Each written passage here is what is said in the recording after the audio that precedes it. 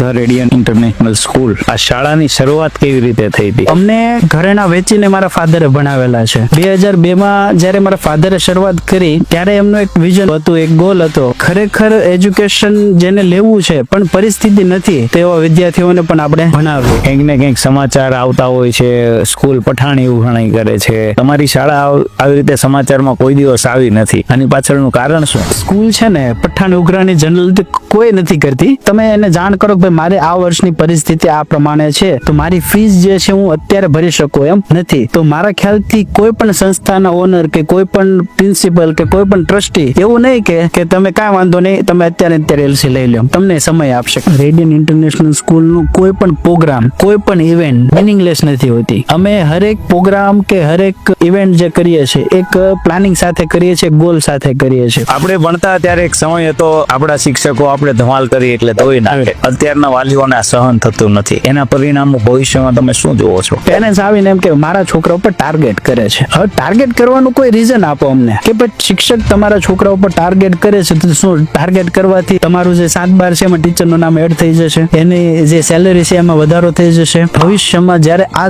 છોકરો મોટો થશે ને ત્યારે એ જ પેરેન્ટ્સને નીચું જોવા જેવું થાય ને એવું થવાનું છે. આરટીઈ ના ખોટા લાભ લેવામાં આવે છે. આવા વાલીઓને તમે કેવી રીતે મૂલવો છો? નમસ્કાર દોસ્તો, ત્રિશુલ ટોક શોના વધુ એક એપિસોડમાં આપનું હાર્દિક સ્વાગત છે. અમે દર વખતે આપની સમક્ષ એવું વ્યક્તિત્વ લઈને આવતા હોઈએ છીએ જેણે સમાજ માટે કંઈક કર્યું છે, સમાજને કંઈક અલગ રીતે આપ્યું છે અને એ અલગ રીતે આપવાની જે સિસ્ટમ આખી વિકસાવવામાં આવી છે એના લીધે સમાજને એક ચરમસીમા રૂપ પરિણામ મળ્યું છે. બધા વ્યક્તિઓ કંઈક ને કંઈક અલગ કરતા હોય છે, બધાને સફળતા નથી મળતી. પરંતુ સુરતના આજે એવા એજ્યુકેશન ગ્રુપની હું વાત કરીશ જેમણે શૂન્યથી સર્જન કર્યું છે અને અનેક વિદ્યાર્થીઓ, અનેક એટલે કહીશ કેમ કે એમની શાળા પરિવારમાં હજારો વિદ્યાર્થીઓ એજ્યુકેશન લે છે. ન માત્ર એજ્યુકેશન, સંસ્કાર સિંચન, પોતાની આગવી આવડતને વિકસાવીને વિશ્વ ફલક પર પણ પહોંચ્યા છે. તો સુરતનું એક એવું જ સફળ શૂન્યમાંથી સર્જન કરાયું હોય એવું એક એજ્યુકેશન સુરતનું છે, ધ રેડિયન ઇન્ટરનેશનલ સ્કૂલ. આ શાળા એક એવું સીમાચિહ્ન રૂપ કાર્ય કરી રહી છે.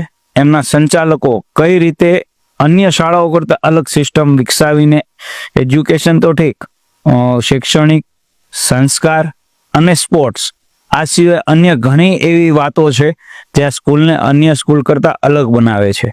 શા માટે અગત્યની છે આ વાતો? શા માટે આ સ્કૂલને સફળતા મળી છે? એમના સંચાલકોમાં એવું શું ખાસ છે કે અન્ય સ્કૂલને આ સ્કૂલ અલગ તરી આવે છે?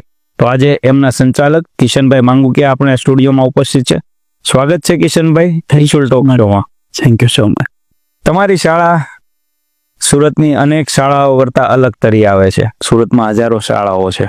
ધ રેડિયન ઇન્ટરનેશનલ સ્કૂલ શા માટે અલગ પડે છે એનું કારણ જાણવું છે. મેં તમારી શાળાની મુલાકાત લીધી. મને એક અલગ વસ્તુ જે મને દેખાય, મારી આંખે દેખાય, હું એક પત્રકાર છું, તમે એક એજ્યુકેશનાલિસ્ટ છો, તમને ઘણું એમાં અલગ લાગ્યું હશે ત્યારે તમે જોયું હશે. એ સિસ્ટમ હતી વિદેશ જેવા ક્લાસરૂમ જે new education policy Narendra Modi સાહેબ આપણા લાવી રહ્યા છે, લાગુ કરી છે. એને તમે ઘણા સમય અગાઉથી લાગુ કરી હોય અને એવું કલ્ચર આખું તમારી શાળામાં ઊભું કર્યું છે. અને જે ક્લાસરૂમનો કલ્ચર તમે જે લાવ્યા એ કેવી રીતે અને આઈડિયા ક્યાંથી આવ્યો? હા, તમે વાત કરી કે અલગ સ્કૂલ કઈ રીતના, તો સ્ટાર્ટિંગ હું એ ત્યાંથી કરીશ કે અલગ સ્કૂલ એટલે કે કોઈ બી વ્યક્તિ તમારી ઉપર ટ્રસ્ટ કરીને તમને તમારો ચાઇલ્ડ ત્યાં એડમિશન લે છે અને 100% વિશ્વાસ સાથે એનું ઘડતર કઈ રીતના કરવું એની સંપૂર્ણ જવાબદારી સાથે જ્યારે સ્ટુડન્ટ એડમિશન લેતો હોય ત્યારે એઝ અ ટ્રસ્ટી તરીકે, એઝ અ મેનેજમેન્ટ તરીકે અમારી પણ એવી લાગણી હોવી જોઈએ કે જે વાલી 50,000 ફી ભરે છે તો અમે એને વળતર રૂપે 100 લાખ રૂપિયાનું વળતર એને આપે. એ એજ્યુકેશનના રૂપમાં હોય કે ડેવલપમેન્ટના રૂપમાં હોય. બીજી વાત છે કે ક્લાસરૂમ અને ફોરેન સિસ્ટમથી કે ફોરેન સિસ્ટમ પ્રમાણે જે અમે ક્લાસરૂમ ડેવલપ કર્યા છે. તો આના માટે મેં ફિનલેન્ડ વિઝિટ કરેલી 2019માં. ફિનલેન્ડનો આખો કોન્સેપ્ટ મેં જાણ્યો, હું સમજ્યો અને ફિનલેન્ડની આખી પોલિસી કઈ રીતની એજ્યુકેશન પોલિસી છે. એવું કહી શકાય કે ફિનલેન્ડનું એજ્યુકેશન એટલે વિશ્વમાં પ્રથમ નંબરનું એજ્યુકેશન. તો એ પ્રથમ નંબર શું કામ આવે છે એ હું ખુદ 10 દિવસ ત્યાં રહીને મેં આખી એની પોલિસી સમજી, આખું એની સિસ્ટમ જાણી અને પછી ઇન્ડિયા આવીને એના ઉપર સ્ટડી કરી. ત્યારબાદ અમારા સ્ટાફને ડિપ્લોમા કોર્સ કરાવ્યો અને પછી જે આપણી CBSE જે સિલેબસ છે એને અમે ફિનલેન્ડમાં કન્વર્ટ કરાવ્યો. ત્યાંનો માહોલ, ત્યાંનો ક્લાસરૂમ જે મેં જોયો છે એ પ્રમાણે અમે એપ્લાય કરવાની ટ્રાય કરી છે અને એ વસ્તુ અમે ધ રેડિયન ઇન્ટરનેશનલ સ્કૂલમાં પ્રોવાઈડ કરીએ છીએ. ન્યૂ એજ્યુકેશન પોલિસી કહે છે બાળકોને પ્રેક્ટિકલ શિક્ષણ આપો. તમે નાનું બચ્ચું આવે, બાળ મંદિર પહેલા ધોરણમાં આવે ત્યારથી આ વસ્તુ તમે પ્રેક્ટિકલ એમને તમારી શાળામાં શીખવો છો, અલગ કરીને તમે શીખવો છો આખું. આટલી બારીકાઈથી એજ્યુકેશનલિસ્ટ તરીકે તમે તમારું કામગીરી તો કરી રહ્યા છો. અત્યારે વખત આવે સંસ્કાર, અભ્યાસ અને સ્પોર્ટ્સ, આ 3 વિષય પર બધી શાળાઓના નામ બનતા હોય છે. આ 3 વસ્તુ તમારી શાળામાં છે. આની પાછળના મારે કારણો સમજવા છે. પહેલી વસ્તુ, એજ્યુકેશનમાં તમારી જાહેરાતો મેં નથી જોઈ. આ જાહેરાત નહીં જોવાનું કારણ શું? કેમ તમારી શાળામાં હાઉસફુલ એડમિશન્સ હોય છે? જો કોઈ બી વ્યક્તિ સારું કામ આપતું હોય તો લોકોની નજરમાં, લોકોના કાન સુધી એ વાત જાતે પહોંચતી હોય છે. અમારા જે 9000 પેરેન્ટ્સ છે, હા બની શકે માર્કેટિંગ જે છે, તમને એક એક્ઝામ્પલ આપું, થમ્સઅપ છે, દર વર્ષે મે મહિનામાં એનું માર્કેટિંગ, એના હોર્ડિંગ્સ ને એવું ચાલુ થાય. તો થમ્સઅપને એવી જરૂર નથી માર્કેટિંગ કરવાની. લોકોને આ જે નાનો છોકરો હશે એને પણ સોફ્ટ ડ્રિંકમાં શું પીવું ને તો એ થમ્સઅપનું નામ લેતો હશે, કોઈ માર્કેટિંગ કે કોઈ વસ્તુ જાણ્યા વગર. કેમ કે એક શું કહેવાય, એના મગજમાં બેસી ગયું છે આ વસ્તુ છે, એમ એક બ્રાન્ડ છે. એ જ રીતના જે અમે એજ્યુકેશન આપીએ છીએ, અમે જે સર્વિસ આપીએ છીએ, એનું માર્કેટિંગ કરવાની જરૂર એટલે નથી પડતી કે અમારા જે પેરેન્ટ્સ છે, જે અમારી સંસ્થામાં એજ્યુકેશન લે છે, એને અમે કઈ રીતના સર્વિસ આપીએ છીએ, તો એ જ લોકો બીજાને સજેશન આપે છે. શાળા પરિવાર તમારો 9000 વાલીઓ સુધી પહોંચી ગયા, 9 દુ 18,000 પેરેન્ટ્સ સાથે તમે વાતચીત કરતા હો, સંલગ્ન હો. અને શરૂઆત, આ સ્ટાર્ટઅપ, આ શાળાની શરૂઆત કેવી રીતે થઈ હતી એ મારે હિસ્ટ્રી આખી મને જાણવામાં ખૂબ રસ છે. કેમ કે પાયો જેનો મજબૂત હોય ને એની જ ઇમારત મજબૂત હોય. આ પાયા સુધીની વાત મારે જાણવી છે. ધ રેડિયન ઇન્ટરનેશનલ સ્કૂલની શરૂઆત મારા ફાધરે કરેલી 2002માં. 2002માં જ્યારે મારા ફાધરે શરૂઆત કરી ત્યારે અમે લોકો ભણતા હતા, હું અને મારા ભાઈ. તો અમને ઘરેણા વેચીને મારા ફાધરે ભણાવેલા છે. અને જ્યારે એજ્યુકેશન ફિલ્ડમાં મારા ફાધર આવ્યા ત્યારે એમનું એક વિઝન હતું, એક ગોલ હતો કે મેં તમને જે પરિસ્થિતિમાં ભણાવેલા છે એ પરિસ્થિતિનો સામનો બીજા લોકોને ના કરવો પડે. અને જે ખરેખર એજ્યુકેશન જેને લેવું છે પણ પરિસ્થિતિ નથી તેવા વિદ્યાર્થીઓને પણ આપણે ભણાવીએ. તો એ એક હેતુથી, એક ગોલથી અમે આ સંસ્થાની સ્થાપના મારા ફાધરે કરેલી. અને આજે જ્યારે 9000 વિદ્યાર્થીઓ છે, 9 દુ 18,000 મગજ સાથે કામ કરવાનું હોય, એટલે કે માતાનું અને પિતાનું પ્લસ બીજા 18,000 એની આજુબાજુમાં રહેતા લોકો, તો બધાની માનસિકતા સાથે આજના સમયમાં ટકી રહેવું હોય અને આજના નવા યુગને એક્સેપ્ટ કરવું હોય તો નવી નવી વસ્તુઓ આપવી પડે છે, નવું એજ્યુકેશન આપવું પડે છે અને લોકોની જે ઈચ્છા છે એ પૂરી કરવી પડે છે. તમે વાત કરી 2002માં શાળાની શરૂઆત કરી, તમારા અભ્યાસ ઘરેણા વેચીને કરાવવામાં આવ્યો હતો. 2005માં એક ક્રાંતિકારી નિર્ણય ભારત સરકારનો આવ્યો, સર્વ શિક્ષા અભિયાન. એ અંતર્ગત રાઇટ ટુ એજ્યુકેશનની આખી એક શરૂઆત થઈ. નાના વાલીઓ છે એમના અભ્યાસ માટે નિઃશુલ્ક સરકાર મદદ કરે છે. કંઈક ને કંઈક આનો દુરુપયોગ થાય એવા સમાચાર હમણાં જ સુરતમાં એક તાજેતરમાં આવ્યા. આરટીઈના ખોટા લાભ લેવામાં આવે છે. આવા વાલીઓને તમે કેવી રીતે મૂલવો છો? જનરલી આરટીઈમાં જે એડમિશન થાય છે એ ઓનલાઈન એની પ્રોસેસ રહેતી હોય છે અને ડીઓ દ્વારા એ ફાળવણી કરવામાં આવે છે. આરટીઓમાં એવું છે કે ઘરના લોકેશનથી 6 કિલોમીટરના ક્રાઇટેરિયામાં જો સ્કૂલ હોય તો તમને ત્યાં એડમિશન ફાળવવામાં આવે છે પહેલા ધોરણમાં. જે 8 ધોરણ લગી પ્રાઇમરી એજ્યુકેશન ગવર્મેન્ટ એને ફ્રી ઓફ ચાર્જમાં આપે છે. હવે આવા કેસમાં ઘણા લોકો જે ગરીબ નથી, ગરીબી રેખાની અંદર આવતા નથી, એવા લોકો ખોટી રીતના પૈસા ખવડાવીને કે પછી ફેક ડોક્યુમેન્ટ ઊભા કરીને, કે પછી કાફેમાં કે એમાં પેલું છે 25,000 રૂપિયા આપો એટલે તમારું આરટીમાં એડમિશન કન્ફર્મ. અત્યારે આ માહોલ ચાલે છે અને જેને જરૂરિયાત નથી એવા લોકો પણ આનો લાભ ઉઠાવે છે, જેથી જે જરૂરિયાતમંદ લોકો છે એ આનાથી વંચિત રહી જાય છે. જરૂરિયાતમંદ વ્યક્તિની તમે વાત કરી, તમારી શાળામાં પણ એવા ઘણા વિદ્યાર્થીઓ છે જે જરૂરિયાતમંદ છે. એમને તમારે ત્યાં કેવી રીતે શિક્ષણ આપવામાં આવે છે? કેમ કે કંઈક ને કંઈક સમાચાર આવતા હોય છે, સ્કૂલ પઠાણી ઉઘરાણી કરે છે, સ્કૂલ આવી રીતે ઉઘરાણી કરે છે, એક્ઝામમાં બેસવા નથી દેતા. તમારી શાળા આવી રીતે સમાચારમાં કોઈ દિવસ આવી નથી. આની પાછળનું કારણ શું? જો જનરલી સ્કૂલ છે ને પઠાણી ઉઘરાણી જનરલી કોઈ નથી કરતી મારા ખ્યાલથી. હા, તમે જેમ કે તમારો બાળકનું એડમિશન તમે XYZ સ્કૂલમાં લીધું છે, તો તમે એ સંસ્થાની કેટલી ફીસ છે, એની કેટલી સુવિધા છે, શું સિસ્ટમ છે, એ જાણી સમજીને તમે એડમિશન લીધું છે. મેન ફીઝનો પોઈન્ટ છે. તો કેટલી ફીસ એ તમારા બજેટમાં કમ્ફર્ટેબલ છે કે નહીં, એ જાણી સમજીને વિચારીને એડમિશન લીધું છે XYZ પેરેન્ટ છે. હવે જ્યારે પેરેન્ટ્સ જે સ્કૂલના ઇન્સ્ટોલમેન્ટ હોય છે એ પ્રમાણે ફીસ નથી પે કરતું, તો સંસ્થા એના સ્ટુડન્ટને કે બાળકને કોઈ પણ પ્રકારની વસ્તુ કે કોઈ પણ પ્રકારનું એને અલગથી બેસાડવું કે એવું એક્શન લેતી નથી પ્રાયોરિટી ધોરણે. જ્યારે પેરેન્ટ્સ સંસ્થાનો કોલ નથી રિસીવ કરતા, સંસ્થાનો જે પ્રિન્સિપલ કે એના ક્લાસ ટીચર છે એને બ્લોક લિસ્ટમાં નાખી દેશે, તો સંસ્થાએ એ પેરેન્ટ્સ પાસેથી ફીસ કઈ રીતના માગવી? તો સંસ્થા જનરલી શું કરતી હોય છે કે એનું એક સર્ક્યુલર જે છે એ કવરમાં નાખીને સ્ટુડન્ટને આપતી હોય, કેમ કે બીજો કોઈ રસ્તો નથી. હવે સ્ટુડન્ટને આપે એટલે પેરેન્ટ્સ શું કરે છે કે તમે મારા બાળકને શું કામ કીધું તારી ફીસ બાકી છે? બાકી જે વ્યવસ્થિત ફીસ ભરે છે અથવા તો જેને ખરેખર પ્રશ્ન છે, તો એ કોઈ બી સંસ્થામાં તમે આવો, પ્રિન્સિપલ કે ટ્રસ્ટીઝને તમે મળો છો અને તમે એને જાણ કરો કે ભાઈ મારે આ વર્ષની પરિસ્થિતિ આ પ્રમાણે છે, તો મારી ફીસ જે છે હું અત્યારે ભરી શકું એમ નથી. તો મારા ખ્યાલથી કોઈ પણ સંસ્થાના ઓનર કે કોઈ પણ પ્રિન્સિપલ કે કોઈ પણ ટ્રસ્ટી એવું નહીં કે તમે કાંઈ વાંધો નહીં, તમે અત્યારે એલસી લઈ લો, તમને સમય આપશે, કાંઈ વાંધો નહીં, આ વર્ષની ફી છે આવતા વર્ષે ભરો. મારી સંસ્થામાં પણ ઘણા બધા એવા પેરેન્ટ્સ છે જે ખેડૂતો છે અને શેરડીનો પાક એનો જ્યારે પાક વેચાય ત્યારે એના પૈસા આવતા હોય છે, તો વર્ષના એન્ડિંગમાં અથવા તો એના પછીના વર્ષમાં એ લોકો ફીસ ભરે છે. પણ અમને જાણ કરે તો અમને ખ્યાલ આવે કે આ પેરેન્ટ્સની પરિસ્થિતિ આ રીતના છે, કેમ કે પર્સનલી આપણે કોઈના ઘરમાં જોવા જતા નથી.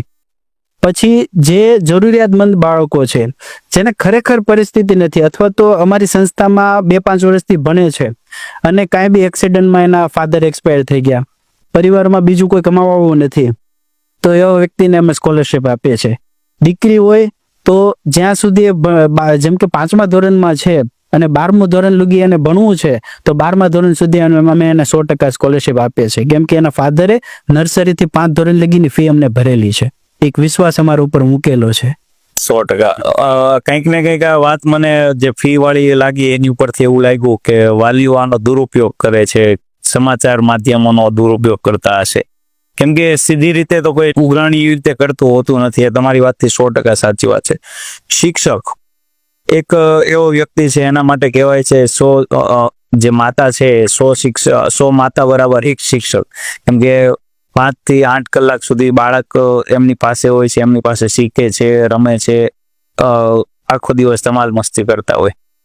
આપણે ભણતા ત્યારે એક સમય હતો, આપણા શિક્ષકો આપણે ધમાલ કરી એટલે ધોઈ નાખે, આપણા વાલીઓ ફરિયાદ પણ ના કરતા, અને વાલીઓને કદાચ આપણી કમ્પ્લેન જાય ને તો વાલી સ્કૂલે આવીને આપણને મારતા શિક્ષકની સામે. અત્યારે એક ડોલ મારે ને એટલે ટોળું આવે, કેમ તમે મારા બાળકને માર્યો, અમે મારતા નથી. આ સિસ્ટમ એક આખી વિકસી રહી છે, વિડીયો ઉતારવાની સિસ્ટમ વિકસી રહી છે. શિક્ષક બાળકને મારે છે, મારવાનું કારણ આપણને ખબર છે, એના કારણે કોઈ બધાની પ્રગતિ થઈ છે, પણ અત્યારના વાલીઓને આ સહન થતું નથી. એના પરિણામો ભવિષ્યમાં તમે શું જોવો છો? ભવિષ્યમાં જ્યારે આ છોકરો મોટો થશે ને ત્યારે એ જ પેરેન્ટ્સને નીચું જોવા જેવું થાય ને એવું થવાનું છે. એનું રીઝન છે અત્યારનો પેરેન્ટ્સ સ્કૂલને પોતાનું છોકરાનું ઘડતર કરતું હોય એવું નથી ગણતો, સ્કૂલને પોતાની દુશ્મન ગણે છે. એટલે સ્કૂલ કાંઈ પણ ડિસિઝન લે એટલે પેરેન્ટ્સ એનો વિરોધ કરે છે. હવે જેમ કે તમે શિક્ષકની વાત કરી તો કોઈ બી શિક્ષક, આપણે નાના હતા, આપણે ભણતા ત્યારે આપણને મારતા તો આપણા સારા માટે. આપણે કંઈક એવું ખોટું કર્યું છે અથવા તો નિયમ તોડ્યો છે અથવા ડિસિપ્લિન તોડી છે જેના કારણે આપણને મારે છે, પણ આપણને ત્યારે લાગતું કે નહીં, આ વસ્તુ હવે આપણે બીજી વખત કરશું નહીં. અને આજના સમયમાં કેવું છે કે ડિસિપ્લિન તોડે છે એટલે કે પેરેન્ટ્સ આવીને એમ કે મારા છોકરા ઉપર ટાર્ગેટ કરે છે. હવે ટાર્ગેટ કરવાનું કોઈ રીઝન આપો અમને કે ભાઈ ટાર્ગેટ, શિક્ષક તમારા છોકરા ઉપર ટાર્ગેટ કરે છે તો શું ટાર્ગેટ કરવાથી 7-12 ટીચરનો જે તમારું જે 7-12 છે એમાં ટીચરનું નામ એડ થઈ જશે, એની જે સેલરી છે એમાં વધારો થઈ જશે? એ તો જે એને સ્પેસિફિક સેલરી, એનું જે ઇન્કમ આવે છે એટલામાં જ એને કામ કરવાનું છે. એ તમારા છોકરાને મારે કે ન મારે, એનું જે ઇન્કમ છે કે એનું જે સેલરી છે, સ્ત્રોત છે, એ તો એટલો જ રહેવાનો છે. પણ તમારા છોકરાને એટલે મારે છે કે એનામાં જે અમુક ખરાબ ટેવો હોય છે અથવા અમુક ખરાબ ટેવ આવી ન જાય એના માટે કંટ્રોલ રાખવા માટે અમુક વસ્તુ હાથ ઉપાડવો પડે. પણ આજના સમયમાં એ વસ્તુ પોસિબલ નથી. એટલે બેઝિક અમે શું કરીએ આવા કેસમાં કે કાંઈ બી સ્ટુડન્ટ તોફાન કરે છે કે કાંઈ બી અનડિસિપ્લિન થાય છે તો મારવા કરતા ડાયરેક્ટ પેરેન્ટ્સને બોલાવો, એને 2 દિવસ 3 દિવસ સસ્પેન્ડ કરો. હવે તો આ સસ્પેન્ડ કરીએ છે અથવા તો કોઈ બી વસ્તુ તોડી નાખી છે તો એનો ચાર્જ લઈએ છે. ઓકે, હવે ચાર્જ લઈએ છે ને પેરેન્ટ્સ શું કે કાંઈ સ્વિચ બોર્ડ તોડ, કાંઈ ને કેટલા થયા 1500 રૂપિયા લ્યો. ઓકે, અમારે પૈસા નથી જોતવા. મારી સ્કૂલ નહીં, કોઈ પણ સ્કૂલ હોય, પનિશમેન્ટ આપે છે એનું એક રીઝન છે કે મારવાની અલાઉડ નથી, મારવાનું અલાઉડ નથી. તો પનિશમેન્ટના રૂપમાં ભાઈ તમે 1500 રૂપિયા જે આપો છો ને તમારે ખીચામાંથી નથી આપવા, અમારે નથી જોતા. તમે 1500 રૂપિયા અમને એવા આપો કે જે તમે તમારા છોકરાને મહિના દરમિયાન વાપરવા આપતા હો, એને નાસ્તો પાણી કરવા માટે આપતા હો. એ 1500 રૂપિયામાંથી અમને પેનલ્ટી આપો અને તમારા છોકરાને કહો કે ભાઈ તે આ વસ્તુ ખોટું કર્યું છે, એ પેનલ્ટીના રૂપમાં સંસ્થાને આપવામાં આવ્યા છે અને તને 1500 રૂપિયા આ મહિને નહીં મળે, કે એની જે કઈ પોકેટ મની હોય 2 મહિનાની 3 મહિનાની જે કઈ પોકેટ મની હોય એ તને નહીં મળે. તો છોકરાને લાગશે કે ભાઈ મેં ભૂલ કરી છે તો હવે મારે ભોગવવું પડશે. હવે પેરેન્ટ્સ પૈસા આપી દે અને છોકરા એમ કે મારા બાપાએ પૈસા આપી દીધા છે, મારે કઈ બીવાની જરૂર નથી.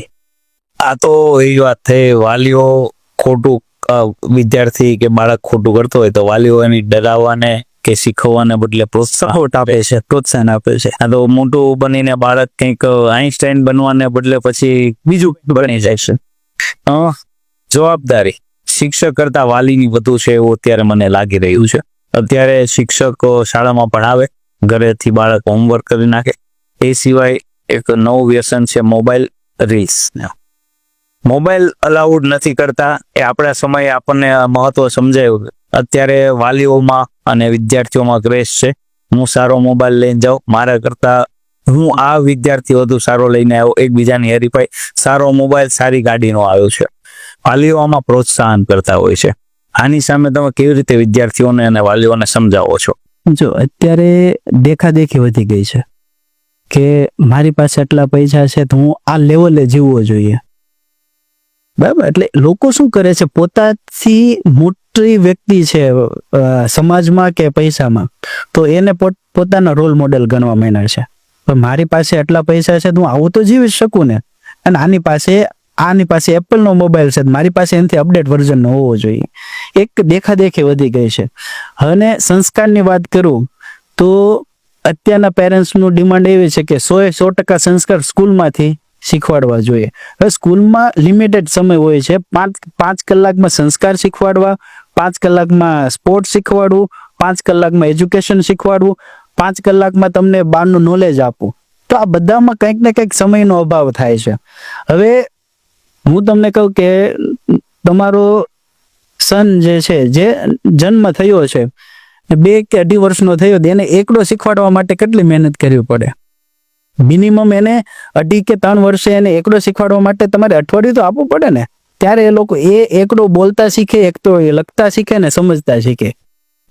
હવે જ્યારે સંસ્કારની વાત છે, સંસ્કાર વસ્તુ એવી છે કે અંદરથી આવવા જોઈએ, અથવા તો પરિવાર સાથે જે છોકરો 5 કલાક માઇનસ કરતા બાકીના 18 કલાક જે છોકરો પરિવારમાં કે ફેમિલી સાથે જે સમય વિતાવે છે તેમાં તમે એને કેટલું શીખવાડો છો અને પરિવારની અંદર કેટલા સંસ્કાર સાથે તમે એને બોલાવો છો. પ્લસ કોઈ બી ઝઘડો થાય છે હું એક્ઝામ્પલ આપું કે સ્કૂલમાં નાનો મોટો બનાવ બન્યો હોય કે વિદ્યાર્થીને ચાલો માર્યો હોય કે કોઈ પનિશમેન્ટ આપ્યું હોય, તો પેરેન્ટ્સ છોકરાની સામે ટીચરને ગમે એવું બોલે. હવે તો એ સંસ્કાર ક્યાંથી શીખવાનો? કેમ કે તમે જ એના ગુરુને ગમે એવું બોલો છો, તો મોટો થતા એ જ તે એના જે સન કે ડોટર હશે એના ગુરુને એ રીતના જ બોલવાનો છે. કેમ કે એને ખ્યાલ, એને એવું થઈ ગયું કે આની સાથે આ રીતના વાત કરાય. કેમ કે એને એ જ હજી અંડર 18 છે, એનું માઇન્ડ જે ડેવલપ નથી થયું એના કારણે. સંસ્કારની વાત આવે છે, બાળકો અત્યારે મોબાઈલ તો ઠીક, બીડી, સિગરેટ અને હવે નવી ફેશન આવી છે ડ્રગ્સ, આની ઉપર બાળકો લાગી ગયા છે. નાના બાળકો સિગરેટો પીતા હોય છે. આ બધી બદીઓ દૂર કરવા કંઈક ને કંઈક વાલીઓની તો જવાબદારી છે જ, પણ વાલીઓ સમજે છે શાળાની જવાબદારી છે. શાળા આમાં ફરજ એમની તો નથી, પણ તો પણ ઘણી શાળાઓ, તમારી શાળાની પણ વાત મેં સાંભળી છે કે અલગ અલગ પ્રિકોશન્સ માટે પગલાં લેતી હોય છે. શું તમે ધ્યાન રાખો છો કે બાળકો વ્યસનના રવાડે ના ચડે? અમે જનરલી બેક ચેકિંગ ને એવું કરતા હોઈએ વીકલી બેઝ ઉપર, કે કોઈ બી સેલિબ્રેશન આવતું હોય તો અમે બેક ચેકિંગ કરતા હોઈએ. સાથે સાથે આ અવેરનેસ માટે અમે અલગ અલગ વિડીયોના માધ્યમથી, અલગ અલગ સેમિનારના માધ્યમથી લોકોને ડ્રગ્સ ન લેવાય, ઈ સિગારનો ક્રેઝ વધારે છે, અને મોબાઈલ. તો મોબાઈલનું તો ચાલો જનરલી ક્લાસ ટીચર દ્વારા કે અલગ અલગ વિડીયોઝ દ્વારા આપણે જાણ કરતા હોઈએ, પણ ખાસ અમે ડ્રગ્સ ઉપર અને ઈ સિગાર ઉપર વધારે ફોકસ કરીએ છીએ. કેમ કે અત્યારે તમને ખબર છે સુરતનો એક એવો એરિયો છે જે ડ્રગ્સનું હબ બની ગયો છે, કે જ્યાં લોકો સાંજે 5 વાગ્યાથી લઈને 12 વાગ્યા સુધી ખુલ્લે આમ ડ્રગ્સનું ચાલતું હોય છે. તો આ આપણા છોકરા છે, અમારી સંસ્થામાં જે વિદ્યાર્થી ભણે છે, આ રવેડે ન ચડી જાય એના માટે અમે વારંવાર એનું ચેકિંગ કરતા હોઈએ. અમને ડાઉટફુલ લાગતા હોય જે વિદ્યાર્થી, એની ઉપર અમે નજર રાખતા હોઈએ છીએ. ભાઈ આ બીજા છોકરાને ન બગાડે, પ્લસ આની ઉપર, આની પાસે આ વસ્તુ પકડાય તો અમે પેરેન્ટ્સને બોલાવે. ઘણી વખત ઈ સિગારના કેસ બી આવતા હોય છે. તો ઈ સિગાર જ્યારે છોકરો લઈને આવતો હોય સ્કૂલમાં, ટોયલેટમાં જઈને એ સ્મોકિંગ કરતો હોય, આપણે એને રંગે હાથો જ્યારે પકડીએ છીએ ત્યારે પેરેન્ટ્સ એમ કે મારો છોકરો મારા કંટ્રોલમાં છે, આ વસ્તુ ના કરે. હવે જ્યારે આટલો બધો વિશ્વાસ તમે મૂકો છો તમારા દીકરા કે દીકરી ઉપર, તો સંસ્થા કોઈ એનો દુશ્મન નથી. સંસ્થાએ એની ઉપર ટાર્ગેટ મૂકીને બે આ લે આ સિગાર તું પી, અમને કોઈ પ્રશ્ન નથી, એવું વસ્તુ કીધું નથી. 100% તમારો દીકરો કે દીકરી તમારા કંટ્રોલમાં છે, પણ ક્યાં ઘરે, ઘરની બારે શું કરે છે, ટ્યુશનમાં જાય છે તો ત્યાં શું કરે છે, સ્કૂલેથી ઘરે આવતા એને કેટલો સમય લાગે છે ને એની પણ તસ્તી પેરેન્ટ્સને લેવી નથી. તો જેમ હું એક્ઝામ્પલ આપું, 12:30 સ્કૂલ છૂટતી હોય તો વોકિંગ ડિસ્ટન્સ કે બાય રોડ એ આવે છે તો અડધી કલાકમાં છોકરો ઘરે પહોંચવો જોઈએ. પેરેન્ટ્સને પૂછે ને ક્યારે આવે છે ઘરે, એ ખબર નહીં, મમ્મી ઘરે હોય. મમ્મીને પૂછે ક્યારે, એ તો 1 વાગે કે સ્કૂલેથી છૂટે ને પછી 1:30 વાગે આવે. ભાઈ 12:30 સ્કૂલ છૂટે છે, તમને મીટિંગમાં કીધું છે, પ્લસ સ્કૂલ ડાયરીમાં લખેલું હોય છે. તમે આટલું ધ્યાન આપો ને તો બી તમારો છોકરો અડધી કલાક ક્યાં જાય છે ને એનું ફોલોઅપ લેવાની જરૂર છે. કેમ જે ફ્રીડમ આપી છે ને એમાં ફ્રીડમ આપો, પણ કંટ્રોલમાં. યસ ભાઈ ક્યાં આપણો છોકરો ક્યાં જાય છે એની સાથે સાથે કોની સાથે જાય છે એ મહત્વનું છે. કેમ કે નવા સેમિનાર કે એ તો ચાલો સંસ્થા કરતી હોય છે, પણ પેરેન્ટ્સનો સપોર્ટ આમાં જ્યાં લગી નહીં હોય ને ત્યાં લગી એકલા હાથે તાળું પડે ને એ ટાઈપની વાત છે. 100%. તમારી શાળામાં સંસ્કાર સિંચનની તમે વાત કરી, તમે આટલું બધું ધ્યાન રાખો છો. અત્યારે કહેવાય છે કે પશ્ચિમી કલ્ચર અહીંયા આવતું જાય છે, લોકો અલગ અલગ ઇંગ્લિશ ગાણા, પછી પેલા રેપ સોંગ્સ ને આ બધું સાંભળતા હોય છે. ઠીક છે, આપણી સંસ્કૃતિ અલગ છે, પશ્ચિમી સંસ્કૃતિ આપણા સ્ટુડન્ટ્સને પસંદ આવે છે, પણ કંઈક ને કંઈક આ અટકાવવા માટે સરકારે સંસ્કૃતનું શિક્ષણ, ગીતાનું શિક્ષણ આ બધું આપણા અભ્યાસક્રમોમાં એડ કર્યું છે. તમારી શાળા તરફથી આ હિન્દુ સંસ્કૃતિ કે આપણી ભારતીય સંસ્કૃતિ પર આકર્ષી રહે, બાળક ચોંટેલું રહે અને એને જાણી શકે એના માટે કેવા પ્રયત્નો કરાય છે? અમે ગવર્મેન્ટે સંસ્કૃત જે ભગવદ્ ગીતા છે એનો પાઠ 6ઠ્ઠા ધોરણથી મૂકવામાં આવ્યો છે. અમે જનરલી એસેમ્બલીમાં અને ભગવદ્ ગીતાનું જે હું તમને જણાવું તો ભગવદ્ ગીતાનો દર મહિનાના 2nd સેટરડે કે 3rd સેટરડે અમે એનો પોડકાસ્ટ બનાવ્યો છે. ભગવદ્ ગીતા ઉપર. જે અમારા સંસ્કૃતના જે શિક્ષક છે જે ભૂદેવ છે, તો એના ભગવદ્ ગીતાના શ્લોક કે ભગવદ્ ગીતાનું પાઠન તો જનરલી થતું હોય છે, પણ ભગવદ્ ગીતામાં કેવા શું માગે છે, પ્રથમ અધ્યાયમાં દ્વિતીય અધ્યાયમાં શું કહેવા માગે છે, એનો ડિટેલ વાતચીત અમે દર મહિનામાં એક એપિસોડ આ લોન્ચ કરીએ છીએ. જેથી જો એમાં શું એસેમ્બલીમાં કરીએ અથવા તો કોઈ બી સ્પેસિફિક ક્લાસમાં કરીએ તો સીમિત થઈ જવાનું છે, બધા લોકો લગી માહિતી નથી પહોંચવાની. આ તો ટોટલ અમારા વિદ્યાર્થી પ્લસ માતા પિતા અને સર્વ વ્યક્તિ માટે આ વસ્તુ ઓપન છે, જે યુટ્યુબમાં મૂકીને અમે લિંક શેર કરીએ છીએ, જેથી લોકો અવેર થાય છે કે ભગવદ્ ગીતાનો ખરેખર મતલબ શું. કેમ કે ભગવદ્ ગીતાનું જનરલ આપણી જનરેશનની વાત કરું તો એમાં ફોટા નથી, એટલે કોણ વાંચે? આવડી મોટી બુક છે, શું કામ વાંચવી? એક જનરલી, અને અત્યારે ડિજિટલનો જમાનો છે, બુક વાંચીએ એને કરતા ફોનમાં આવતું હોય તો આપણે વાંચી લેશું, અથવા તો મૂવીના રૂપમાં આવશે ભગવદ્ ગીતા, મહાભારત છે તો આપણે જોઈ લીધી એટલે વચાઈ ગઈ સમજવું. પણ ખરા અર્થમાં મૂવી બનાવતા હોય કે વેબ સિરીઝ બનાવતા હોય એમાં પણ એક લિમિટેશન આવતી હોય, સમયનો અભાવ હોય કે અમુક વસ્તુ એ ડિસ્પ્લે ના કરી શકતા હોય.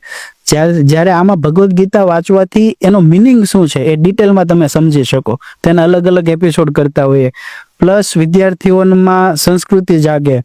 આપણી જે ઋષિમુનિઓ જે હવન કરતા, તો શું કામ હવન કરવામાં આવતો, હવન કરવાથી કેવી મનને શાંતિ મળે છે, તો એ હવનનું આયોજન કરતા હોઈએ છે. પછી હનુમાન ચાલીસા, તો દર શનિવારે હનુમાન ચાલીસાનું પાઠન થતું હોય છે. એમ અલગ અલગ સંસ્કૃતિ, અલગ અલગ વસ્તુ અમે એક્સપ્લેન કરીને લોકોને જાગૃતતા આપતા હોઈએ છીએ. સંસ્કાર, એજ્યુકેશન, આ બધી વાત થઈ, પણ રેડિયન્ટનું એક નામ બધી જગ્યાએ હોય છે સ્પોર્ટ્સ ક્ષેત્રે. રમત ગમતમાં રેડિયન્ટ વાળા અવ્વલ રહે છે. મેં તમારી શાળાનું કેમ્પસ જોયું, બહુ વિશાળ છે. હું લગભગ સાંજે આવ્યો હતો, 5 વાગે સ્કૂલ છૂટી જાય, પણ તમારે ત્યાં 6 વાગે પણ ભીડ હતી, મતલબ કે સ્ટુડન્ટ્સ રમતા હતા. અમે જે શાળાઓમાં ભણતા ત્યાં 5 વાગે તો ઠીક, સ્કૂલ ટાઈમમાં પણ રમવાનું અલાઉડ કરાવતા નહોતા, જાણે જે મેદાન છે એ કંઈક કોઈકને આપવાનું હોય. આનું કારણ શું? મેદાનનો ઉપયોગ થાય છે, તમારા બાળકો અવ્વલ આવે છે, એનું કારણ શું? આપણે જ્યારે ઓલિમ્પિક ચાલતી હોય ને, હમણે લેટેસ્ટ પેરિસ ઓલિમ્પિક ગઈ, તો આપણે એક મેન્ટાલિટી છે, ઇન્ડિયન મેડલ નથી આવતા. લોકો જનરલી વાત કરતા હોય આપણે ઇન્ડિયન મેડલ નથી આવ્યા, ચાઇના આટલા મેડલ લઈ ગયું, અમેરિકા આટલા મેડલ લઈ ગયું, ઇન્ડિયા શું કામ નહીં? ઓકે, તો ઇન્ડિયાનું મેડલ ન આવવાનું મેઇન રીઝન હું તમને કહું તો આજની સ્કૂલમાં ગાર્ડન નથી. હવે અમારી પાસે વસ્તુ છે, ગાર્ડન અવેલેબલ છે, તો અમે સ્કૂલ દરમિયાન તો એનો યુઝ થાય જ છે. પ્લસ એવા વિદ્યાર્થીઓ કે જેને એ કેટેગરીમાં કે સ્પોર્ટમાં એને આગળ જવું છે, નેશનલ લેવલે કે ઇન્ટરનેશનલ લેવલે રમવા જવું છે, તો cricket, yoga, gymnastic, karate, football, music, આ બધી જ એક્ટિવિટી અમારી પાસે ગ્રાઉન્ડ અવેલેબલ છે. 5 વાગ્યા પછી તો પડ્યું જ રહેવાનું છે. તો આમના ખાલી પડે એને કરતાં કોકના યુઝમાં આવે તો અમારા જે વિદ્યાર્થીઓ છે, પ્લસ આજુબાજુની સ્કૂલમાં ભણતા હોય, પછી કોલેજમાં વિદ્યાર્થીઓ જે ભણે છે, પછી અમુક બેંકના મેનેજર છે, ટીચર્સ છે, પેરેન્ટ્સ છે, તો એવા પેરેન્ટ્સ કે એવા શિક્ષકો કે એવા લોકો કે જેને સ્પોર્ટમાં કાંઈક ને કાંઈક કરવું છે, કે સ્પોર્ટમાં એનું કરિયર બનાવવું છે, તો એવા લોકો માટે ઓપન રાખેલું છે એનું. અને 5 વાગ્યાથી લઈને 8 વાગ્યા લગી અમારા જે શિક્ષકો છે સ્પોર્ટના, એ લોકો જેને ટ્રેનિંગ આપે છે. જેથી સ્કૂલ સમયમાં તો તમને 1 કલાકનો લેક્ચર હોય છે, પણ 1 કલાકમાં તમે ઇન્ટરનેશનલ પ્લેયર નથી બનવાના. તો એક્સ્ટ્રા પ્રેક્ટિસ માટે તમને 5 થી 8 કલાક, 2 કલાક ડેઈલી તમે એમાં પ્રેક્ટિસ માટે આવો તો તમારું પરફોર્મન્સ છે બેટર થાય. એના માટે અમે ઓપન રાખીએ છીએ આખું. તમારા વિદ્યાર્થીઓ કયા કયા લેવલે સ્પોર્ટ્સમાં પહોંચ્યા છે એટલે જાણવું છે. કેમ કે આ વાત ઘણી સ્કૂલો તો ઠીક, સ્ટુડન્ટ્સ માટે પણ પ્રેરણારૂપ બનવાની છે કે શા માટે શાળાઓના વિદ્યાર્થીઓને સફળતા મળે છે. જનરલી અમારા વિદ્યાર્થીઓ છે તો ઇન્ટરનેશનલ લેવલ સુધી સ્પોર્ટમાં પહોંચેલા છે. ઘણા એવા વિદ્યાર્થીઓ છે કે જે નેશનલ રમી ગયેલા છે, ઇન્ટરનેશનલ માટે સિલેક્શન થયું છે. આમાં એક સ્ટોરી હું તમને કહીશ કે એક વિદ્યાર્થીની છે અમારે ગુજરાત બોર્ડમાં, કે જેના ફાધરની પરિસ્થિતિ એવી નથી કે ખર્ચો લઈ શકે કે ખર્ચો ઉપાડી શકે એના, અને એની દીકરીનું સિલેક્શન જુડોની અંદર યુકેમાં ઇન્ટરનેશનલ ટુર્નામેન્ટ હતી એમાં થયેલું. પરિસ્થિતિને આધીન એના ફાધરે એને રમવા માટેની ના પાડી, કેમ કે સમથિંગ 2 થી 2.5 લાખનો સમથિંગ ખર્ચો હતો. હવે પરિસ્થિતિ નથી એટલે એને ના પાડી.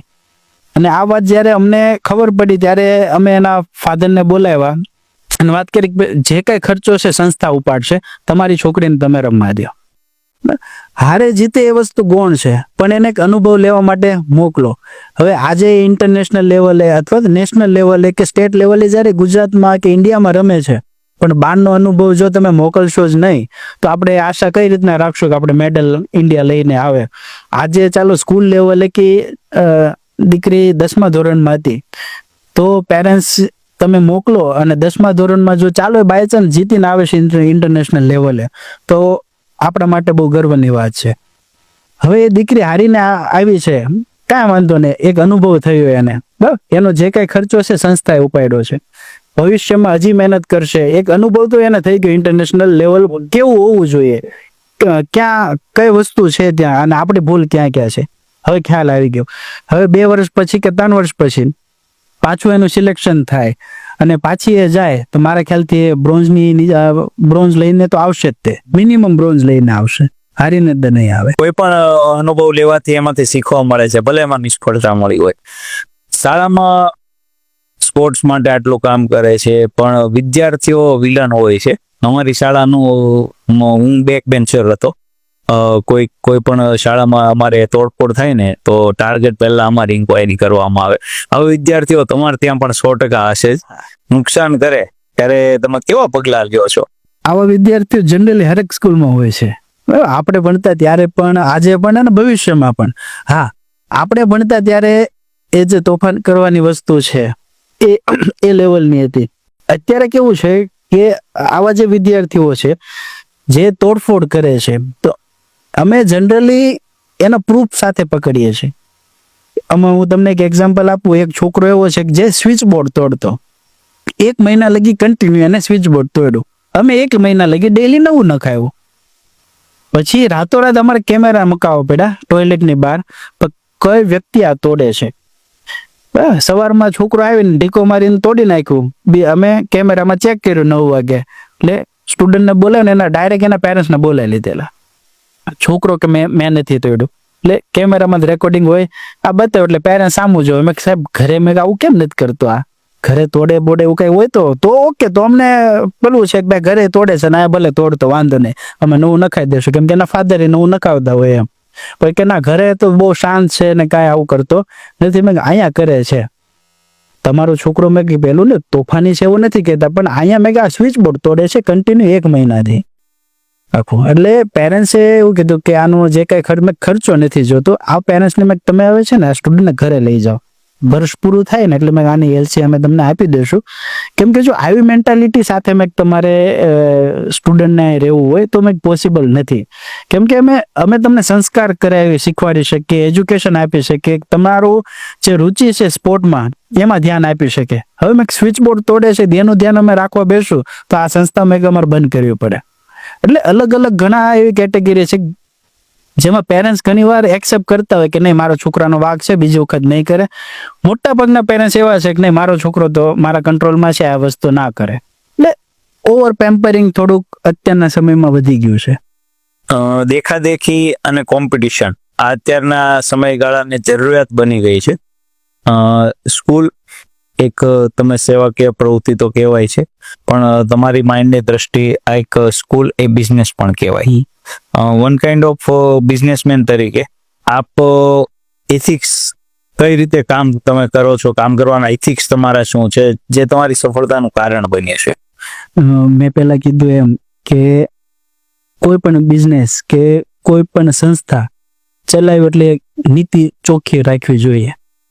હવે હું એવી નીતિ રાખું કે મારે ત્યાં જે વિદ્યાર્થી ભણે છે એના પેરેન્ટ્સ જે 50,000 ફી ભરે છે તો એને મારે 25,000ની સર્વિસ આપી છે, 25,000 મારે ખીચામાં નાખવા છે.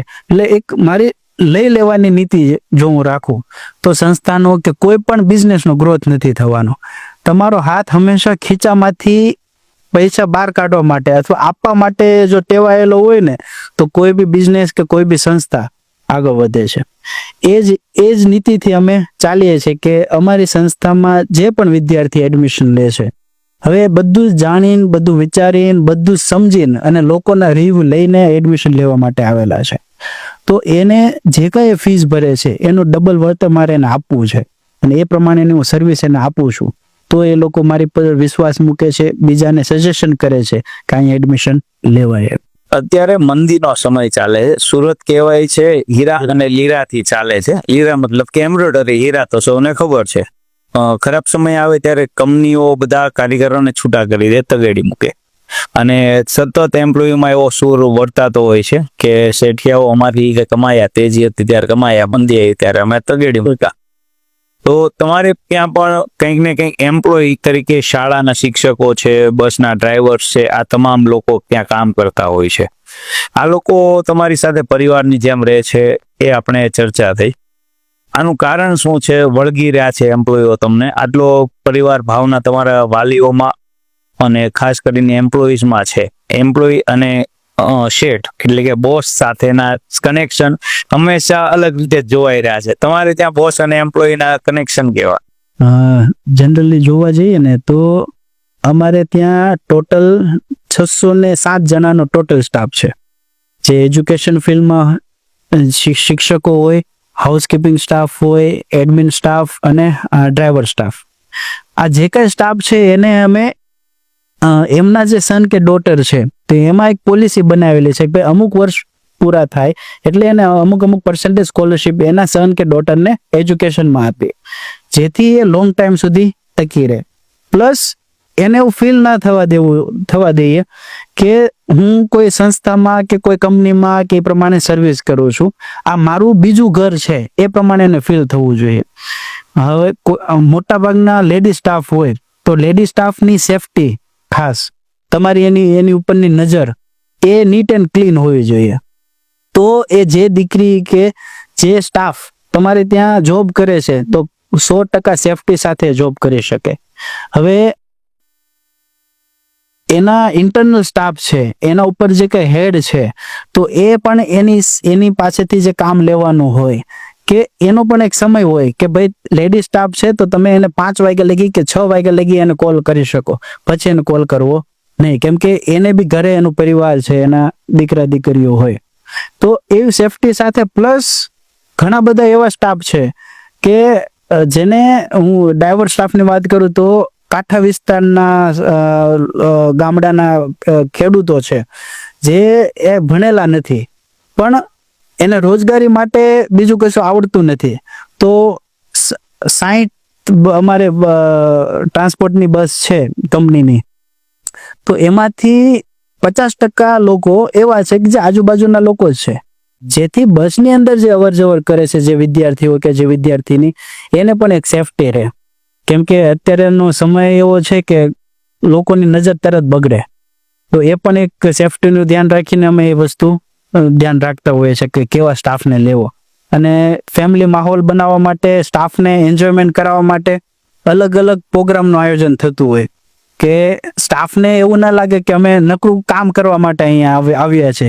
પોતાના ઘરમાં કેમ આપણે લગ્ન પ્રસંગ હોય અને સ્ટાફ રેડી થઈને આવે અને એન્જોયમેન્ટ કરે, એવા અમે અલગ અલગ પ્રોગ્રામ રાખતા હોય, જેમાં અમે ટ્રસ્ટી અને એડમિન જે ગ્રુપ હોય એ અલાઉ, એમાં નો એન્ટ્રી છે, ટ્રસ્ટીની પણ નો એન્ટ્રી, કેમ કે તો જ જે વ્યક્તિ છે, જે સ્ટાફ છે, એ દિલ ખોલીને એન્જોયમેન્ટ કરી શકે. કેમ કે આપણે બેઠા હોય ત્યારે એને કંઈક ડિસિપ્લિનનો ને એવો પ્રશ્ન આવે, એમને શરમ અનુભવાતી હોય. સેવાકીય કાર્યો શૈક્ષણિક લેવલના તો તમે કરો છો. તમારી આ સંસ્થા છે, કહેવાય છે કે દરેક સંસ્થાઓ જે ચાલતી હોય છે એ લોકો કંઈક ને કંઈક સમાજને આપતા હોય છે. સામાજિક કાર્યો, સમાજ માટે તમે શું કાર્ય કરો છો એ મારે જાણવામાં રસ છે, કારણ કે દરેક સફળ વ્યક્તિ હોય ને એ બેસી નથી રહેતો. સુરતની ખાસિયત છે કર્ણભૂમિ કહેવાય છે. કર્ણ તરીકે તમારી સંસ્થા શું કાર્ય કરે છે? અમારો તમે શાયદ જોયો હોય તો રેડિયન ઇન્ટરનેશનલ સ્કૂલનો કોઈ પણ પ્રોગ્રામ, કોઈ પણ ઇવેન્ટ મિનિંગલેસ નથી હોતી. અમે હરેક પ્રોગ્રામ કે હરેક ઇવેન્ટ જે કરીએ છીએ એક પ્લાનિંગ સાથે કરીએ છીએ, ગોલ સાથે કરીએ છીએ. હું તમને એક એક્ઝામ્પલ આપું કે એન્યુઅલ ફંક્શન અમારો બિફોર દિવાળી એન્યુઅલ ફંક્શન હતું, તો અમારા ટોટલ 7 એન્યુઅલ ફંક્શન હતા. તો 7 એન્યુઅલ ફંક્શનમાં અમે 7 અલગ અલગ સ્ટોરી લીધેલી. અને દર વર્ષે અમે દર અલ્ટરનેટ યર એન્યુઅલ ફંક્શન કરતા હોય. તો દર અલ્ટરનેટ યર કરવાનું એક મેન હેતુ એ છે કે દર વર્ષે જો કરીએ તો 1 મહિનો એજ્યુકેશનનો બગડે, કેમ કે આ તૈયારી માટે. એટલે અલ્ટરનેટ યર કરીએ, પ્લસ એમાં પણ અમારી પાસે વિચારવાનો એવો સમય અવેલેબલ થઈ જાય કે શું કરવું નવું, માર્કેટમાં શું અત્યારે ચાલે છે. અમે બિફોર લોકડાઉન એક આપણે એન્યુઅલ ફંક્શન કરેલું, આ 12th ફેલ જે મૂવી છે એને રિલેટેડ. હવે કરંટ યરમાં અમે 12th જે ફેલ મૂવી છે એનો બીજો ભાગ અમે કરેલો, જે હજી લોન્ચ થવાનું બાકી છે. અમે જે મનોજ કુમાર શર્મા જે આઈપીએસ છે, જે હાલમાં આઈજીની પોસ્ટ ઉપર મહારાષ્ટ્રમાં છે, તો એના બુક ઉપર પ્રેરિત થઈને અમે આ પ્રોગ્રામ કરેલો અને આટલી સફળતા મળેલી અમે પ્રોગ્રામના. એટલે આ વર્ષે અમે એનો બીજો ભાગ કર્યો. ભાઈ એમનો ગોલ હતો કે આઈપીએસ બનવાનો. આઈપીએસ તો બની ગયા, પછી બીજો ગોલ શું?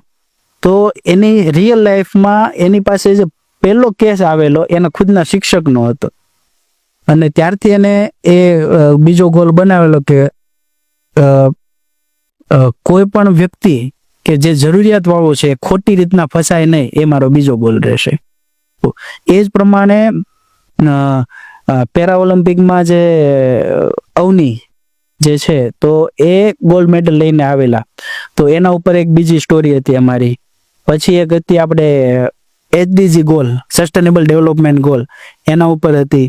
અલગ અલગ મેસેજ સાથે અલગ અલગ પ્રોગ્રામ અમે કરતા હોઈએ છીએ. અને સૌથી કરંટ પોઈન્ટ છે એક કે અત્યારે લોકોને બહાર જવાનો ક્રેઝ, ખોટું કરીને, ખોટા ડોક્યુમેન્ટ બનાવીને, કોઈનું પૈસા લઈને જતું રહેવું એક ક્રેઝ છે. અને પેલો પૈસાવાળો માણસ છે એ ગયો છે, મારે જવું છે.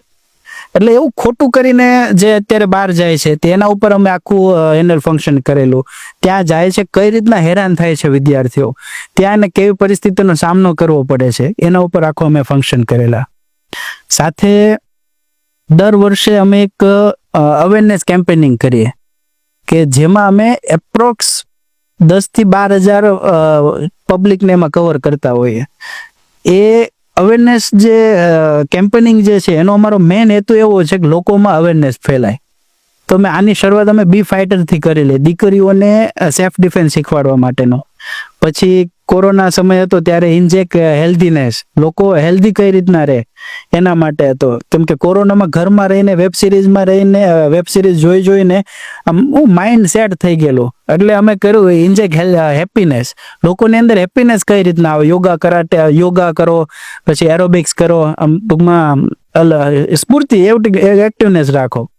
પછી અત્યારે સાયબરનું ચાલે છે અને ટ્રાફિક અવેરનેસનું ચાલે છે, તો એના ઉપર અમે ડિજિટલ પ્લેટફોર્મ ઉપર આ વર્ષે અમે ચાલુ કર્યું છે કે લોકોમાં અવેરનેસ ફેલાય. એ માટે નાના રીલ્સ, નાના વિડીયો બનાવીને લોકોને જોતા કરીએ, જેથી કઈ વસ્તુનું ધ્યાન રાખવું, કયા નિયમોનું પાલન કરવું, એ લોકોમાં અવેરનેસ ફેલાય. એનઈપી લાગુ થઈ ગઈ છે. એનઈપી કહેવાય છે સ્કિલ બેઝડ એજ્યુકેશનથી ભારતને એક વિકસિત રાષ્ટ્ર બનાવવું છે. તમે વાત કરી, ટોપિક બહુ સારો, મારી પસંદગીનો વિષય, તો તમે એક ચર્ચાનો વિષય બનાવી દીધો કે ભારતના વિદ્યાર્થીઓને બહાર જવાનો ક્રેઝ જાગી ગયો છે અને તમારી શાળાએ એક પ્રોગ્રામ પણ એના માટે કર્યો, એ વાત કરી. વિદેશ જતા વિદ્યાર્થીઓ આપણે અટકાવી તો નથી શકવાના, પણ ભારતનું મહત્વ શું છે? મેં તો જોયું છે બહાર વિદેશમાં વિદ્યાર્થીઓ આપણા કેવો સ્ટ્રગલ કરે છે, પણ એ સ્ટ્રગલ અહીંયા થાય તો શું થઈ શકે હું જાણું છું.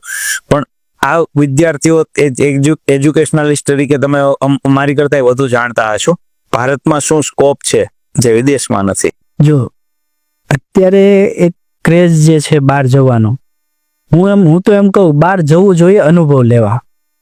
મારું પોતાનું MBA જે છે સિંગાપુરમાં મેં કરેલું છે. હવે ત્યાંથી ભણીને હું રિટર્ન અહીંયા ઇન્ડિયામાં આવ્યો. ફેમિલી બિઝનેસ હોય કે પછી આપણું જે વિઝન છે કે આપણે જે વિચાર્યું છે કે ભાઈ મારે આપણા દેશ માટે આવું કરવું છે, તો એક જૂનું હોવું જોઈએ માતૃભૂમિ ઉપર. આજના સમયમાં એ નથી. મેન પોઈન્ટ જે બહાર જવાનો છે એક આ છે કે આજના સમયમાં માતૃભૂમિ ઉપર જે લાગણી હોવી જોઈએ ને એ નથી. હા, બહાર જાઓ છો નો ડાઉટ, તમે જાઓ, ત્યાંનું શિક્ષણ પેટર્ન કઈ છે, ત્યાંની પોલિસી કેવી છે, ત્યાંની સિસ્ટમ કેવી છે, અને મેન ત્યાંનો અનુભવ. હવે તમે આજના યુવાન બહાર જઈને એપ્રોક્સ 12 થી 18 કલાકની જોબ કરતો હશે, બરાબર, અને એની જે ઇન્કમ છે, બરાબર, $1000 કે $2000, બરાબર, તો $2000 આખા મહિનાનું એનું ખાવા પીવાનું, ઘરનું રેન્ટ બધું $1000 તમે કાઢી નાખો. $1000 વધ્યા. ઓકે, હવે $1000 ની મહેનત, $1000 કમાવા માટે એ જે 12 થી 18 કલાકની મહેનત કરે છે, તો એ જ વસ્તુ, એ જ મહેનત જો ઇન્ડિયામાં કરે ને તો એને બહુ સારું છે. એનું રીઝન છે, ઇન્ડિયામાં તમારી પાસે ફેમિલી છે, ફ્રેન્ડ છે, ફેસિલિટીઝ છે, લાગણી છે. હવે બહાર એ વસ્તુ નથી. બાર પરિવાર જેવું નથી, મિત્ર ભાવ જેવું નથી. કમાય તો કોકના ઘરે જવું હોય સન્ડે પણ, તો એ તમે અપોઇન્ટમેન્ટ લઈને જવાનું સિસ્ટમ છે બહાર ફોરેનમાં. અહીંયા તમે એક ફોન કરો એટલે અડધી રાતે અવેલેબલ થઈ જાય છે. પ્લસ પરિવારનો પ્રેમ, લાગણી અને ઘરનું ખાવાનું, એ વસ્તુ તમને બહાર અવેલેબલ થવાનું નથી. એટલે હું તો એમ જ કહું કે 80,000 થી ₹1,00,000 જેની મંથલી ઇન્કમ છે ને, એને બહાર ના જવાય. સેટ થવા માટે ન જવાય. અને જે કાંઈ તમારામાં આવડત છે એ આપણા દેશમાં રહીને આપણા દેશ માટે કરશો ને, તો રોજગારી પણ ઊભી થશે અને એક દેશભક્તિની ભાવના ઊભી થશે. આખું રાષ્ટ્ર આજે 2047 ને લઈને ઇન્ડિયા 2047 ના વિઝન સાથે આખો દેશ ચાલી રહ્યો છે. ભવિષ્યનું ભારત આવું હશે. ભવિષ્યનું તો રેડિયન ઇન્ટરનેશનલ સ્કૂલનું ગોલ, પાથ, અચીવમેન્ટ કેવા હશે એનું મારે સિનારીઓ જોવો છે તમારી દ્રષ્ટિએ. ભવિષ્ય તો મેન તમે કોઈ જોયું નથી, પણ એક વિઝન અમારું એવું છે કે ધ રેડિયન ઇન્ટરનેશનલ સ્કૂલમાં ભણતો વિદ્યાર્થી જ્યારે એની એજ્યુકેશન લાઈફ પૂરી કરીને બિઝનેસ લાઈફમાં જ્યારે આવે ત્યારે એને આટલું નોલેજ તો એને હોવું જોઈએ કે ભલે બે આપણે પૂઠા વચ્ચેનું જે કંઈ નોલેજ છે ને એને કામમાં આવે કે ન આવે, પણ અમે જે એને સંસ્કાર શીખવાડેલા છે, અમે એને જે નોલેજ આપેલું છે, જે અમે એને માર્કેટમાં લડવા માટે જે તૈયાર કરેલો છે, એમાં એ પાછો ના પડવો જોઈએ. પછી આજ જે પેરેન્ટ્સ અમારી ઉપર વિશ્વાસ મૂકીને એના બાળકને સ્કૂલમાં એડમિશન લે છે, તો એનું ઘડતર અમે એ રીતના કરીએ કે ભવિષ્યમાં જો આપણું એક ઇન્ડિયન મેન્ટાલિટી અથવા ઇન્ડિયન એજ્યુકેશનમાં કઈ રીતનું છે કે તમને જે કાંઈ શીખવાડવામાં આવે છે ને કરંટ પોઈન્ટને આધીન શીખવાડવામાં આવે છે. હું તમને અત્યારે પણ કાંઈ બી એક્ઝામ્પલ આપું તો માર્કેટમાં જે કરંટ બનાવ બનેલો છે અથવા ભૂતકાળમાં જે બનાવ બનેલો છે એના આધીન. ભવિષ્યનો તો મને ખ્યાલ છે નહીં. આપણે નાના હતા એટલે એ શું આપણને ખ્યાલ નહોતો. અત્યારે એ આવી ગયું છે, તો આવતા 15 વર્ષમાં કે આવતા 20 વર્ષમાં હજી આનાથી ભયંકર સુધારા થવાના છે. અને આપણે અત્યારે જે આપણે વિદ્યાર્થીઓને શીખવાડીએ છીએ એ કરંટ પોઈન્ટને આધીન શીખવાડીએ છીએ, પણ કંઈક અંશે અમે એટલું અલગ રાખીએ છીએ કે અમારો વિદ્યાર્થી નર્સરીમાં હાલમાં ભણે છે ને 15 વર્ષ પછી જ્યારે માર્કેટમાં કે કોલેજમાં આવશે ને ત્યારે એ આટલું નોલેજ, એ સમયનું એ નોલેજ એની પાસે હોવું જોઈએ. એ પ્રેક્ટિકલથી અને એ ચેલેન્જ સાથે અમે ચલાવીએ છીએ સ્કૂલ. તમારી શાળામાં પ્રેક્ટિકલ નોલેજને મહત્વ અપાય છે, વાત કરી. ભારત નવા ભારતની વાત કરી રહ્યું છે કે સ્કિલ ઇન્ડિયા પર આપણે લઈ જવું છે. વેપાર વાણિજ્ય $5 ટ્રિલિયન ઇકોનોમી બનાવવાની વાત થાય છે. આના માટે તમારી સંસ્થા શું સહભાગીદારી કરી રહી છે? જ્યારે ઇન્ડિયા આ લેવલે વિચારતું હોય, ઇન્ડિયાનું ગ્રોથ આ સ્પીડમાં થતો હોય, તો એઝ અ સ્કૂલ મેનેજમેન્ટ અમે આટલું વિચારીએ કે આજનો જે વિદ્યાર્થી છે જ્યારે માર્કેટમાં આવે છે ત્યારે એને તો કોઈ બી વસ્તુ સેલ કરવી છે, અથવા તો એ વ્યક્તિ જે બનાવે છે, જે વિદ્યાર્થીએ કંઈ વસ્તુ બનાવી છે એની વેલ્યુ માર્કેટમાં કઈ રીતના થશે એનો અનુભવ અમે અત્યારે આપીએ છીએ. જેમ કે સ્કૂલમાં પેટીએમ હોય કે કોઈ અલગ અલગ ઇવેન્ટમાં જ્યારે પેરેન્ટ્સ આવતા હોય તો વિદ્યાર્થીઓ દ્વારા બનાવેલી વસ્તુ, એ આર્ટ્સ હોય, સાયન્સને લગતા પ્રોજેક્ટ હોય કે કોઈ બિઝનેસને લગતું વસ્તુ છે, અથવા તો કોઈ એવી વસ્તુ છે જે લોકો ભૂલી ગયા છે, જે નાબૂદ થવાના આરે ઉપર છે, તો એવી વસ્તુનો અમે ડિસ્પ્લે રાખીએ છીએ. હવે આ ડિસ્પ્લેમાં એ વિદ્યાર્થી જે છે આખી ડિટેલ એને સમજાવે. પ્લસ કોઈ વિદ્યાર્થીએ કોઈ પેઇન્ટિંગ બનાવ્યું છે સારું, તો પેઇન્ટિંગ, ચાલો એને આર્ટિસ્ટ બનવું હશે એટલે એ પેઇન્ટિંગમાં એને રસ છે, તો એ આર્ટિસ્ટની વેલ્યુ ક્યારે થશે? જ્યારે કંઈ વસ્તુ બનાવીને માર્કેટમાં સેલ કરશે ત્યારે. તો એને અનુભવ આપવા માટે અમે શું કરીએ કે એ જે સ્ટુડન્ટે જે કાંઈ ડ્રોઈંગ બનાવ્યા છે એનું ડિસ્પ્લે રાખીએ. અને મિટિંગમાં જ્યારે પેરેન્ટ્સ મિટિંગ હોય છે ત્યારે અમે પેરેન્ટ્સને જાણ કરીએ છીએ કે ભાઈ આ અમે એક્ઝિબિશન ગેલેરી રાખી છે, જેની તમે મુલાકાત લ્યો. એમાંથી તમને જો કંઈ ગમે છે તો તમે એ પરચેસ કરી શકો છો. હવે સ્કૂલ છે, સ્કૂલ લેવલ છે, એટલે બેઝિક અમે પેલું રાખીએ છીએ કે 50 થી 100 રૂપિયા, જેથી છોકરાને એમ લાગે કે ભાઈ મેં આ નાનું એવું પેઇન્ટિંગ બનાવ્યું, એની મને 100 રૂપિયાની વેલ્યુ અત્યારે અવેલેબલ થઈ છે. એટલે એક એનામાં મોટિવેશન આવે, એને પ્રોત્સાહન મળે. ભવિષ્યમાં એ વધારે સારી મહેનત કરે, વધુ સારું પેઇન્ટિંગ બનાવે, અને આખા ઇન્ડિયા લેવલે જો એક્ઝિબિશનમાં એ મૂકે અને એનું એ ફોટો સેલ થાય તો અમને એક ગર્વ થાય કે અમે એને એ સમયે ચાન્સ આપ્યો ને એટલે આજે એ બનાવે છે. એમ અલગ અલગ કેટેગરીમાં અલગ અલગ વસ્તુ અમે પ્રેઝન્ટેશન અથવા છોકરાના માધ્યમથી આ વસ્તુ કરતા હોઈએ છીએ. પ્લસ બે વિદ્યાર્થી એવા છે જેને વોઇસ કમાન્ડથી ચાલતી કાર બનાવી. એ જ્યારે 9મા ધોરણમાં હતા ત્યારે. હવે 9મા ધોરણમાં ભણતો વિદ્યાર્થી જો વોઇસ કમાન્ડથી ચાલતી કાર બનાવતો હોય તો હું એવું માની શકું કે ભવિષ્યનો સાયન્ટિસ્ટ બનશે. યસ. કેમ કે એનામાં આ એજમાં જો આટલું નોલેજ છે, શું કહેવાય, એના વિચારો આટલા ખીલે છે, તો ભવિષ્યમાં કંઈક સારું કરશે. એના માટે અમે એને પ્લેટફોર્મ એક આપેલું, 1.5 થી 2 લાખનું ફંડ આપેલું સંસ્થાએ, કે આ કાર બનાવવા માટે આ ફંડ. કેમ કે તો એમાં ખર્ચો કરે વિદ્યાર્થી. કેમ કે પેરેન્ટ્સ તો સ્વાભાવિક છે એ ના પાડવા, ભાઈ અત્યારે શું કરવું છે, અત્યારે ક્યાં કામમાં લાગવાનું છે, કે આપણી મેન્ટાલિટી છે અત્યારે ક્યાં કામમાં લાગશે, ત્યાંથી કરીને બધા જ વિચારો પાણીમાં જતા રહે, સપના પૂરા થઈ જાય.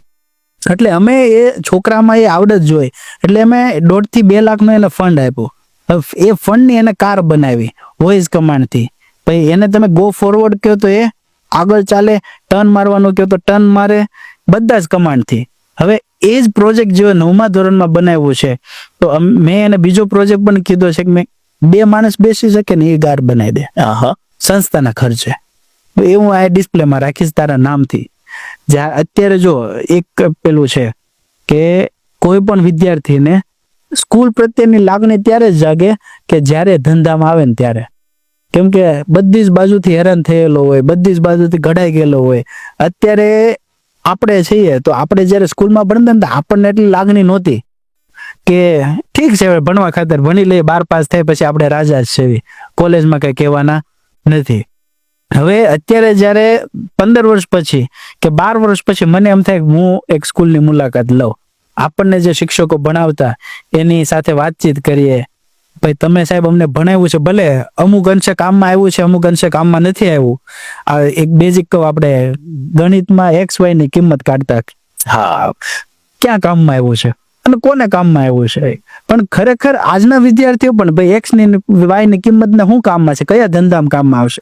ખરેખર એ ધંધાનો પેલો નથી, પણ તમારા વિચારો ડેવલપ કરવા માટે એક એક્ઝામ્પલ આપવામાં આવે છે જેથી તમારી વિચાર શક્તિ વધે. તો એ જ પ્રમાણે અમે આવા અલગ અલગ પ્રોજેક્ટના માધ્યમથી છોકરાના વિચારો ડેવલપ કરીએ, જેથી ભવિષ્યમાં એ કલામ જેવો વ્યક્તિ બને. 100%. કલામોનું નિર્માણ પણ શાળાઓમાં થતું હોય છે. તમે આ અગત્યનો સમય આપ્યો આપની શાળાની સફળતાની, અને વિદ્યાર્થીઓમાં શું નાખીએ તો ઉગે, અને ઉગેલું વટવૃક્ષ ભવિષ્યમાં ભારતને શું આપશે, એના સ્વપ્ન કેવા હોવા જોઈએ, એ તમામ વાતો કરવા માટે અમારે સ્ટુડિયો પધાર્યા. અગત્યનો બિઝી શેડ્યુલમાંથી સમય આપો એના માટે ખૂબ ખૂબ આભાર. Thank you so much. Thank you.